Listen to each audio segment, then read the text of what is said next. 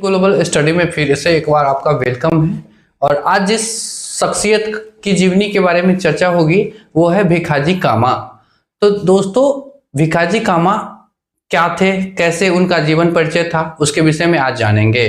दोस्तों, भिखाजी कामा, इनका जन्म 14 सितंबर 1861 से शुरू होता है और 13 अगस्त 1936 तक ये सरवाइव करते हैं। तो इनके महत्वपूर्ण कार्य के बारे में अगर चर्चा करें तो स्वतंत्रता सेनानी थे, पहले भारतीय क्रांतिकारी जिन्होंने विदेश में सर्वप्रथम राष्ट्रीय झंडा फहराया था। भिखाजी कामा रुस्तक कामा अथवा मैडम कामा भारतीय मूल की फ्रांसीसी नागरिक थी, जिन्होंने दुनिया के विभिन्न देशों में जाकर भारत के स्वतंत्रता के पक्ष में माहौल बनाने का कार्य किया। मैडम कामा ने जर्मनी के स्टटगार्ट शहर में 22 अगस्त 1907 में 7वीं अंतर्राष्ट्रीय कांग्रेस के दौरान भारतीय तिरंगा फहराया। उन्होंने इस तिरंगे में भारत के विभिन्न समुदाय इत्यादि को दर्शाया था। आज उनका तिरंगा तिरंगे जैसा नहीं था। प्रारंभिक जीवन की बात करें दोस्तों, तो भिखाजी कामा का जन्म 14 सितंबर 1861 को मुंबई के एक पारसी परिवार में हुआ था। मैडम कामा के पिता प्रसिद्ध व्यापारी थे।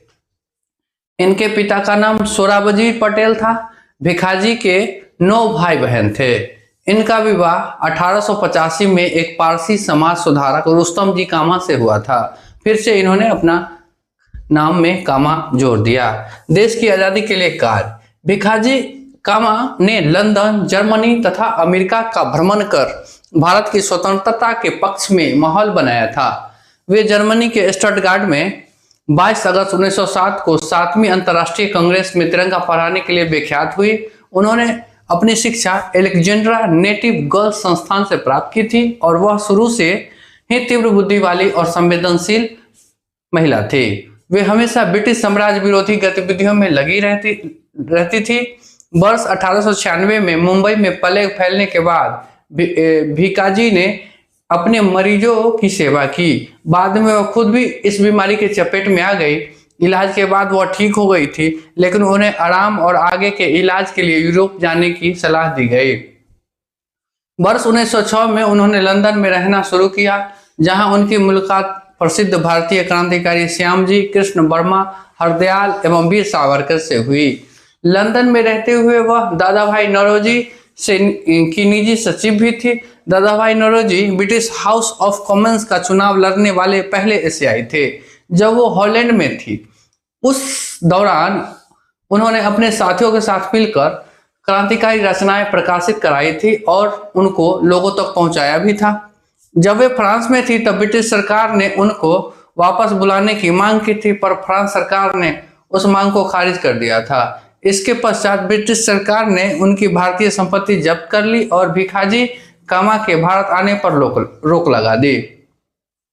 उनके सहयोगी उन्हें भारतीय क्रांति की माता मानते थे, जबकि अंग्रेज उन्हें कुख्यात महिला, खतरनाक क्रांतिकारी और अराजकतावादी क्रांतिकारी, ब्रिटिश विरोधी तथा असंगत कहते थे। भिखाजी ने वर्ष 1905 में अपने सहयोगियों बिना दामोदर दास सावरकर और श्यामजी कृष्ण वर्मा की मदद से भारत के ध्वज का पहला डिजाइन तैयार किया।